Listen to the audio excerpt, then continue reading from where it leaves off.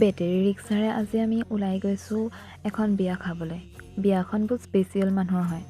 কাৰ হৈ কৈ আছোঁ, এইটো যে চিনি পাইছেনে, আমাৰ নাজিৰা ৰাস্তা জানেই আৰু নাজিৰা ৰাস্তাৰ কাৰণে ভিডিঅ' কি ভাল হ'ব, ঘটং মটংকৈ গৈ আছোঁ আৰু এয়া বেটেৰী ৰিক্সাত ষ্টাইল আমাৰ শেষ হোৱা নাই মানে কাৰো বাইদেউহঁতৰ।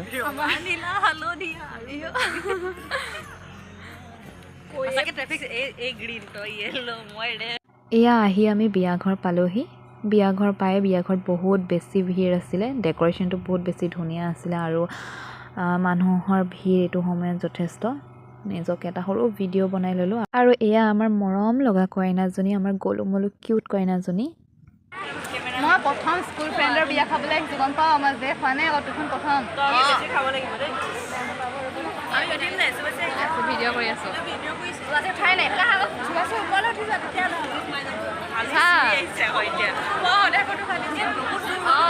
এই ভিৰৰ মাজতে আমাৰ ডগেশ বেহেনো আহিছে বিয়াখন খাবলৈ কাৰণে। ডগেশ বেহেনে খজুৱাই বহি আছে ভাত কেতিয়া দিব বুলি। ডগেশ বেহেনলৈ ৰৈ নাথাকি আমি গৈ পিনে নিজে ভাতখিনি খাই আহিলোঁগৈ।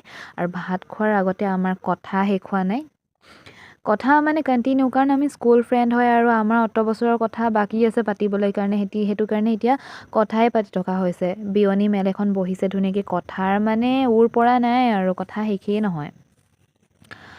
আৰু বিয়া চিয়া খাই মেলি আমি ৰাতি উভতি আহিলোঁ।